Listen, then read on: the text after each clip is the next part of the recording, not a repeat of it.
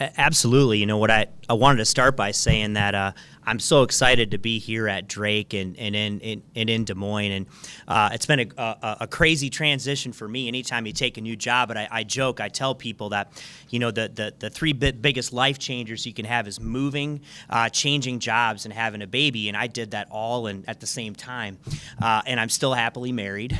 The transition has gone great.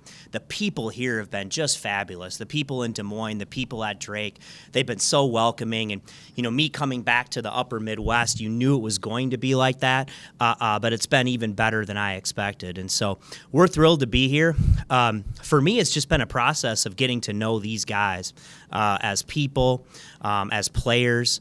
The one thing I'll say, the staff that was here, boy, they had some phenomenal kids. And, change is hard for everybody. It can be hard for the coach. It's hard for the players. These guys didn't sign up to play for me.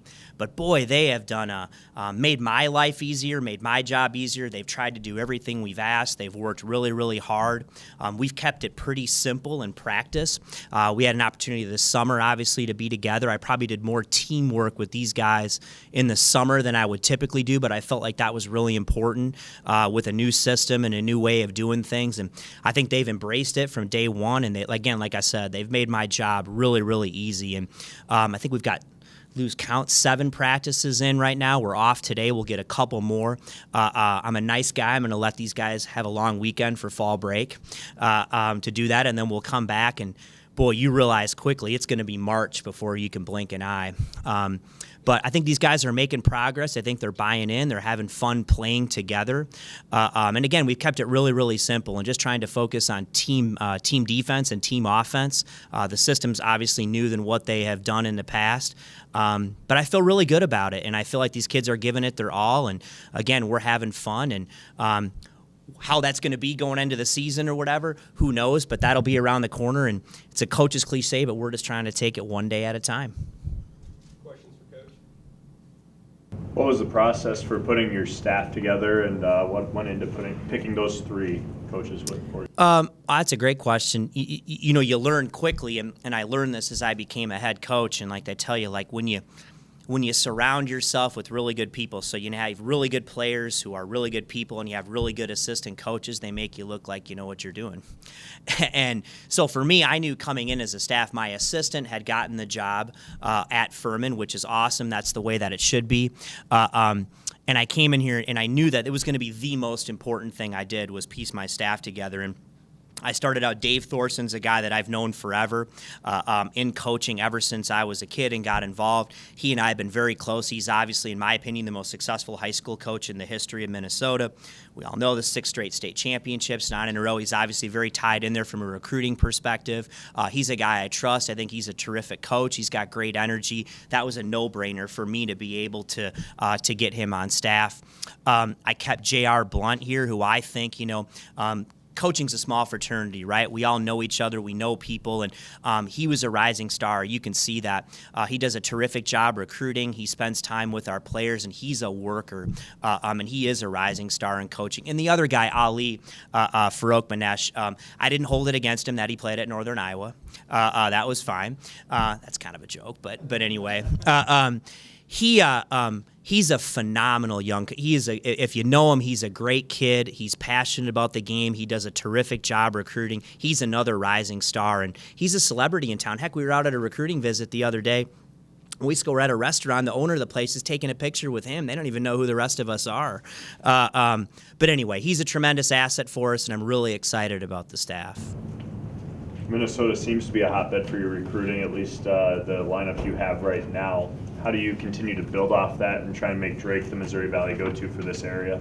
That's a great question. Obviously, that's my hometown. Dave's from there. We know everybody. And I think it's not just Minnesota. There's a lot of places, but that is a place. Obviously, we have a huge alumni base up there. It's 3.5 hours up the road, or as my mom would say, 3 hours and 42 minutes. And it's a place we have to do well in. There's a lot of talent. It's an easy place to get to. We've got a tremendous academic profile here. It's a tremendous university. I think it's a place that a lot of kids are highly interested in. And so I think we will have a presence there, and hopefully that will pay dividends down the road. But it's not just Minneapolis. I mean, first of all, it's Iowa. I mean, if you just go 5-hour radius here from Drake, I mean, you're Chicago, Milwaukee, Minneapolis, Kansas City, St. Louis, all of Iowa. I'd even put Omaha, Lincoln. I mean, that's a growing bed of prospects there. So we've got a great base here, but with our profile as a university, we've got to be willing to go anywhere to attract kids to come to play for us. Coach, what was the biggest challenge when you took this job as far as getting your team relevant in Missouri Valley? Well, that's a great question. And you're talking about this year or in the future? For this team right now, I think for this particular season, it's really about, it doesn't matter what's happened in the past. None of that matters. It's just about letting that go and just trying to figure out a way, how can we become our best as a unit in whatever that is, and to try to have fun and try to work hard collectively and to buy it. And I think they've done that. And I don't know what that means, Kevin, as far as wins and losses, and we haven't even focused on that. And I know that's the end result, what we want, but we're just trying to get the most out of these guys and have a great experience. And that's my first task with this group. And I think the biggest challenge, and I said this at my previous stops, and I said this when I got the job, I think it's just apathy.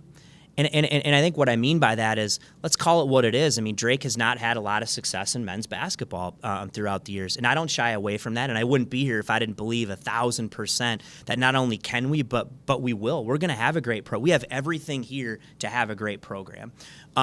But you have apathy, right? You have apathy from fan base, media, even people at the university, your donors, that, boy, they haven't won. And as soon as something goes wrong, right, it's, oh, here we go again. Drake hasn't been successful. And you've got to fight that, because your own players start to hear it, and they start to believe that they're not supposed to be good. And that's garbage, all right? And we have to fight that constantly here. And when we do that and we stay positive and continue to build it at a belief, and that starts with me, and I have the utmost belief that we'll do it, that's our biggest challenge. And fighting through that and eventually breaking through, and you guys start to believe that they're good. You change the way that you think, not just as a team, but as a university, your donors, your fans. And it's a process, but we'll get there. What have you had to adjust in terms of the way the players have learned to play as compared to your style? What's the biggest difference? And this is the honest to God's truth, Larry. I don't even know, and what I mean by that is I have spent no time even trying to those guys that were here before, I have a lot of respect for them. I've just focused on what we're doing. I haven't tried to compare, contrast to how we do things compared to the old regime. I don't even think that matters. We've just tried to move forward with what we're doing and the way that we teach it and what our expectations are. And that's really all I've focused on. So I don't know what it's like compared to what they've done in the past. I like what we do, and I like how we do it. And so far, what I can see from the kids, I think they're embracing that.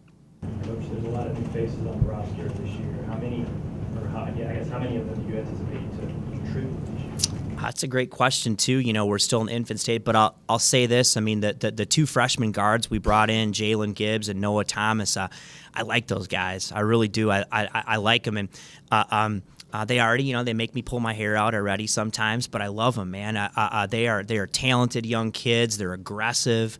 They're getting better every day, and like every freshman, I mean, they're gonna struggle at times, but boy, they keep coming back and playing hard, and they fit in great. And so I see those guys really having a role with the team this year, and some of that will probably they're gonna have a role every game. The roles will probably be bigger game to game, depending on how they're doing and how quickly they adjust, because you just don't know until the lights go on. You do have quite a few seniors in this lineup. Is that a good thing as a new coach coming in, or does that make things tough sometimes when they're set in their ways, maybe? That's a really good. It's unique. It's unique to have that many upperclassmen. When I got the job 2 weeks in, I had no freshmen or sophomores in the program, so I had this group of upperclassmen. You know what? It's a challenge in some ways, but like I mentioned before, those guys have been awesome. I mean, they have they have, if there was any indication that they have bought in completely. I mean, I have had everything that we've asked them to do as a staff, they come in ready to work. They've helped us in recruiting. They're doing stuff in the community. They're great kids to be around. And so, if anything, they've made my life easier with the transition. So those guys have been terrific. Niko, what's your offensive philosophy, and what pace do you like to play offensively at? I tell our guys we want to take the first available great shot. Now, I'm the head coach. I get to decide what a great shot is. And that's different for every kid in every situation. But here's the reality with that. We work really hard on transition offense. I mean, if you followed my teams at Furman on misses and turnovers, boy, we really try to get out and attack. But we also work hard on transition defense, getting back and getting our defense set. But I think that's what we work. But the truth is, I'm a believer that the best offensive teams, they get their best looks early in the clock and late in the clock. And I think that if you really want to be good, you've got to be able to play in both scenarios. Every coach, we want to play fast. Yeah, we do, but you also have to be able to execute in a half court if you want to win when it matters most. And so ultimately, you want to have a team that can play all styles, right? If you want to run with us, we can do that. If we need to be able to really execute and score in a half court, we can do that too. But we've worked pretty hard on transition offense and some of our basic half court defense. But you'll see us get out and run and attack and space the floor. And I think we'll be a fun team to watch that way. To kind of piggyback off that, with a lot of guards on the roster, not a lot of big guys, especially after T.J. Thomas defected. Is that going to dictate how you guys play game to game? Or maybe? I think you will see a lot of 4-guard lineups from us. Probably so. And there's good and bad to that, right? I mean, I don't mind being small and quick to the ball, and we'll have some challenges that way, having to play smaller. But I think you'll see us play a lot of smaller lineups this year, because ultimately that's probably going to be where our strength is. You mentioned apathy. Obviously, the main cure is winning. But For sure. Do you see yourself? Do you have to promote? 100%. I mean, and we all know this. Like when you come in, like, it is about winning, and ultimately we're here to build a winning program, a great program, and that's the goal. But you're right, a lot of that is me and our staff of getting out there and telling people that, we do have a plan, we do believe, yes, we need to get better in these areas, yes, we need to push the envelope, but at the same point in time, knowing that there is a plan, we're going to get better. And you're right, I mean, a lot of that is on me, and a lot of people have been asked for a long time to believe, right? New coaches have come in, right? I get that. Listen, I'm as real. They've come in and they've heard that, you got to be patient and all that stuff, and we do. I understand that. But I'm not here to pat myself, but I've done it before. I've seen what that looks like. I've seen what that looks like as an assistant, and more importantly, as a head coach in a situation very similar to what I'm sitting in right now. And so I think I know what that needs to look like in the short term and what that needs to look like in the long term. And I'm not here to try to build something that we're good for 1 year and then we go back. And I want to build something that's sustainable, so year in and year out, our fans can come and have a product that they're proud to cheer for, and they can come out and feel good about Drake. And there's no reason why it's going to be hard. We got a lot of work to do, but there is no reason why Drake can't have a great basketball program. Niko, I asked you your biggest obstacle was. What was your most pleasant surprise when you took over this program? Des Moines. Do you know, it's funny, Marty Martin told me the same thing. I asked him, I said, what's been the biggest surprise? And that's not to mean that I didn't have a great, but Des Moines is awesome. I mean, Des Moines is a vibrant city. It's growing. It's one of the things we face in recruiting, right? Let's call it like it is. You go and you're recruiting somebody here, and you're showing them all these things that you're going to do and winning, but in the back of it, they're like, God, to Iowa, am I going to go to school? And you're trying to tell them, hey, this is God's country, right? I mean, and once we get these kids here, all of them, when they get a look around the town, we're like, wow, this is great. I didn't even know they had this in Des Moines. And it's one of our biggest strengths, I think, as a program, but it's just something that we've got to sell and continue to get that message out there. But that part has really surprised me. This is a great town, and it's a growing community, and it's just such a great time for Drake. It is. It's a great time for me as a coach, for our program, our university, and the city of Des Moines to really start to do something. I know you've been focused, obviously, on adjusting to life here and focusing on your team, but with Wichita State departing the Valley, what do you see in this conference and moving forward with it? Happy I don't have to go to Wichita to play. I think it's who knows? I went through this a little bit in the Mountain West. I was at that time when Utah and BYU defected, TCU defected. We added Boise. In the Southern where I was, Davidson was in that league forever, and they ended up going to the A10. And now you see that happen.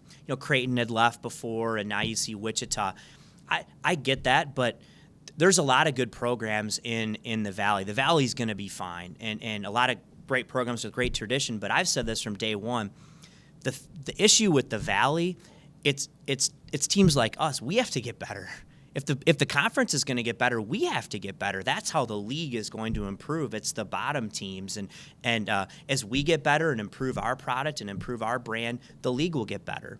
And it's the same thing. Again, I'm talking about Furman, but the Southern Conference was in that boat of, because you know what? Program like Furman had been in the doldrums for a while, and now as we started to make that huge jump in the RPI, the whole strength of the league went up, and it's the same thing. And so we've got a lot of great programs, a lot of outstanding coaches, and it's our job from Drake's perspective is to help bring up the profile of the Valley, and I believe we'll do that.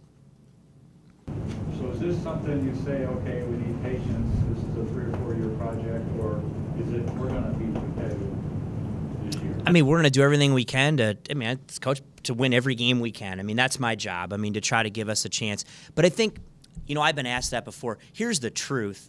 I don't know how long it's going to take. You don't. Anybody who tries to come up and tell you, well, by this year we're going to – you know what? It might happen sooner than I think.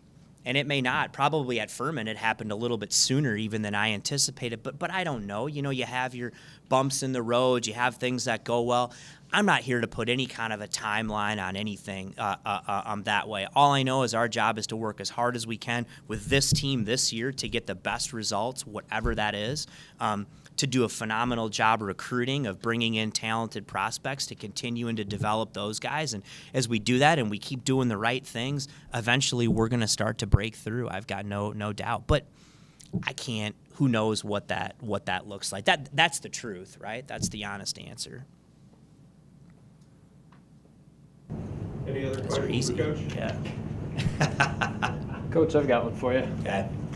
You've been a part of enough rebuilds now. As you start working here, how much can you rely on your previous experiences and kind of the steps you had to take to rebuild those programs? A lot. I think it's huge.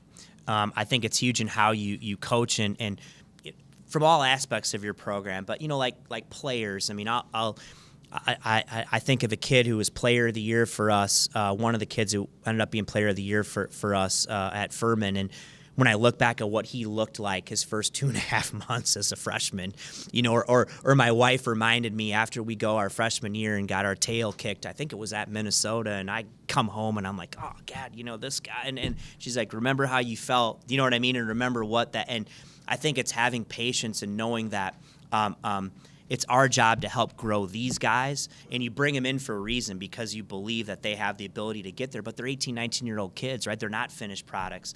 But it's the same way with the community, with fundraising, with how you engage with people. It's all those things, and having patience, but still continuing to have high expectations, of what you want and what you demand. And I think it's that balance that allows you to get there. But my experience of that, I think, is huge. It's something that I'll rely on every day. And I'm assuming that gives you a little bit more confidence as you take on a project like this. It does. No, it does. I wouldn't be here if I didn't have confidence that could happen and that we didn't have a lot of the pieces in place. And we do need to get better. There's some things that we have to improve on. There's no question. But as I looked at the school, the community, the conference, people here care. They care. There is a fan base here. You start to win and start to do this. I think this place, I can see it, and if I didn't think there was that kind of potential and people in place, I wouldn't be sitting here. And I'm really excited about it. I'm having a blast. I'm having a blast coaching these guys. I'm having a blast being at Drake, and we're working our tail off, and we'll continue to do so. Coach, you've been in a lot of places. What was your impression when you saw the practice facilities here? They really did a great job. That was a game it's funny. I was talking to Jenny Baranchek about that, and I think somebody asked me that same question, and it's a game changer. And to be honest, like if we didn't have, I probably wouldn't have taken the job. You know what I mean? If you're on it, but the fact that they had done that, it's a tremendous resource for us. I think it's I can't quantify it because I wasn't here before. But there's no question it's helped us in recruiting. People that have come in here, because friends around the country that have come in, and when the Des Moines had hosted the NCAA first and second round, people would come to Drake and practice and looked at the facility. They're like, wow, that's really nice. And so that piece of it has really helped us. And I think it's a great facility. It's got to be on par. I haven't seen the other ones in our league, but it's got to be on par with any of them, I would imagine.